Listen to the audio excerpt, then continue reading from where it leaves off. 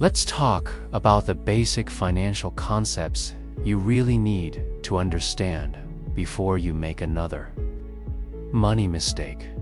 Taxes. Picture this. You just finished a brutal month flipping burgers. You open your email and see you are paid $2,000. But when you check your bank account, only $1,456 actually arrived. You scroll down the pay stub, and there they are. Federal income tax, state tax, Social Security, Medicare. This is the modern ritual of handing over a big chunk of your money to invisible forces. Taxes are the price of living in a functioning society. The government builds roads, funds schools, keeps your taco truck from being shut down. There are different types. Income tax takes from what you earn. Sales tax takes from what you spend. Capital gains tax takes from the money your investments made while you were sleeping. Almost everyone also pays Social Security tax and Medicare tax. Filing taxes is its own special kind of fun. The government already knows what you owe, but it makes you guess anyway. Get it right, and you're fine. Get it wrong, and you're in trouble. Some people pay quarterly, some annually, and some never pay. Taxes can feel annoying, but they're not all bad. Countries with higher tax rates often deliver higher quality of life overall. Banks.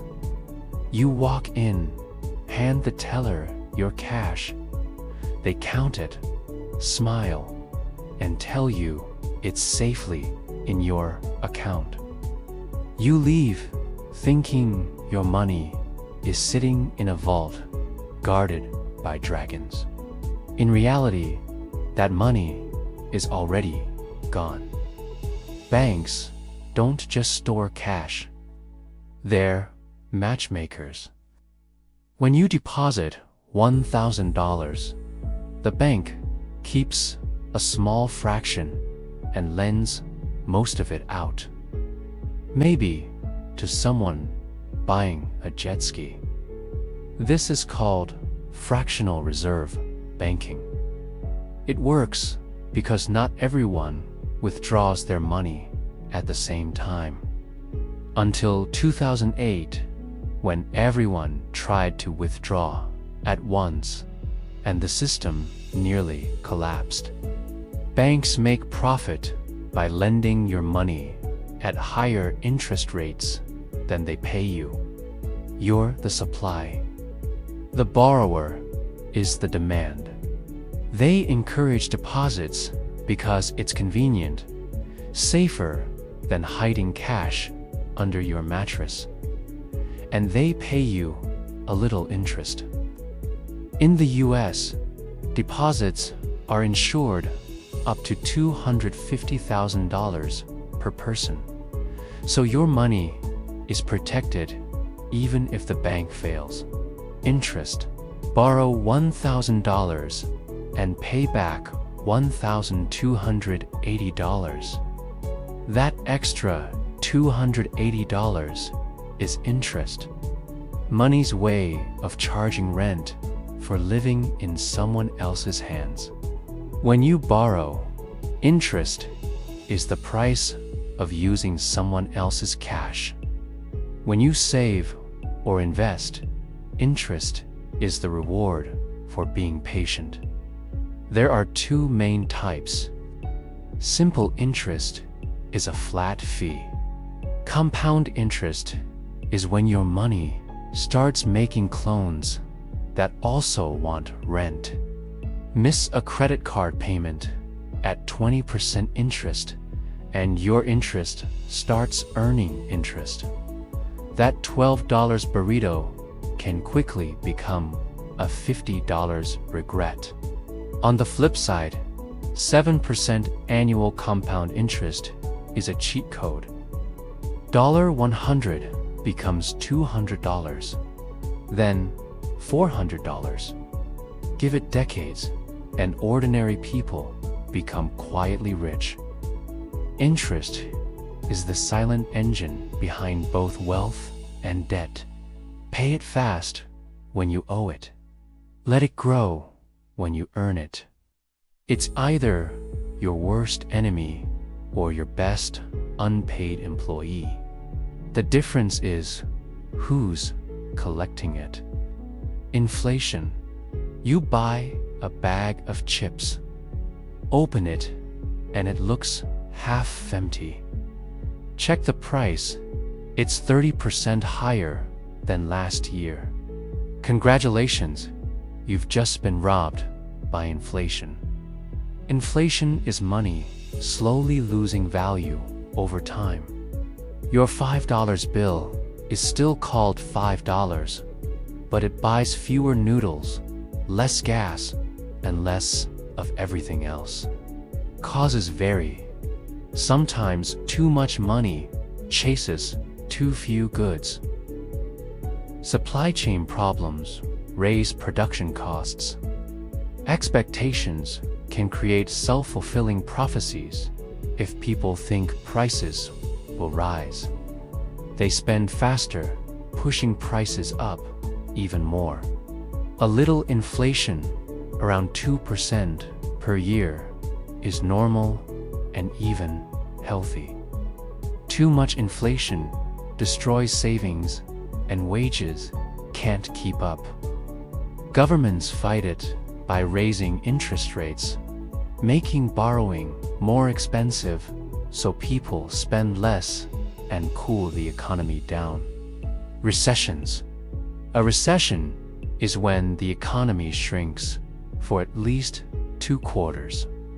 One day you have a job, bills are paid. Maybe you're planning a family trip. Suddenly, there are layoffs.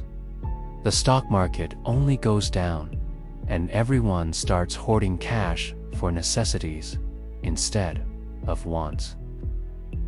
Recessions can be triggered by high interest rates, wars, pandemics, or just the natural economic cycle.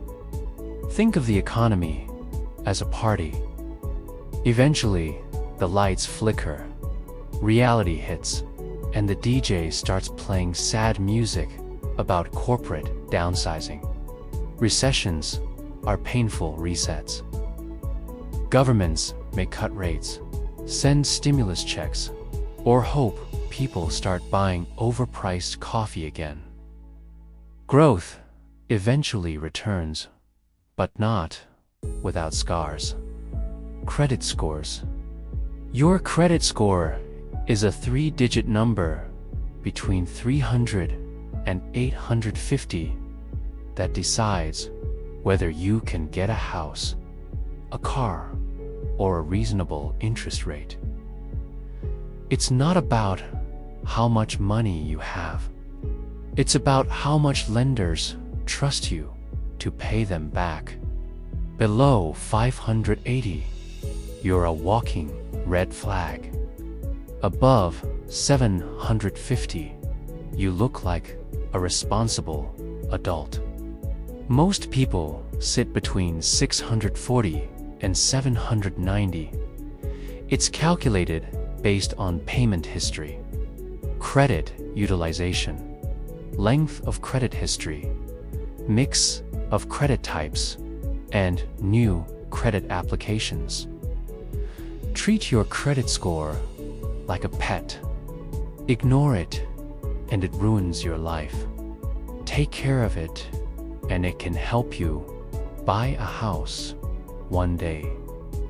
You can have 0 debt and still have a terrible score if you have no credit history. The game is rigged, but learning the rules lets you play it better. Currency and money. Here's the weird truth. Money isn't real. It's a shared belief system. A dollar bill has value only because we all agree it does. The same piece of paper could be worthless if society decided a stick was better currency. Governments print it. Central banks regulate it. People trade it for goods and services. Print too much and you get inflation. Your money turns into monopoly money. Print too little and nobody can afford to live. Money is a social construct built on trust. Investing. Once you understand inflation is quietly stealing your money, the best defense is investing. Investing is when your money stops sitting idle and starts working for you. Instead of trading your time for money, you trade money for more money. You can buy stocks, tiny ownership slices of companies, bonds, loans to governments or companies that pay interest, funds, or real estate. Investing isn't about luck. It's about being early, diversified, and patient. They simply let compound growth work for 30 years. Markets go up and down, but the real danger isn't losing money temporarily. It's never investing and letting inflation steal your future. Value is why some rocks are worth more than others. A shiny yellow rock, gold, is rarer, so humans assign it higher value. Value isn't objective. It's what people are willing to pay for. Steve Jobs created the iPhone, and millions happily handed over hundreds. Doctors and lawyers earn high incomes because the value they provide is high. Gucci can charge 100 times more than Target. If you can create real or even perceived value, you can make a lot of money.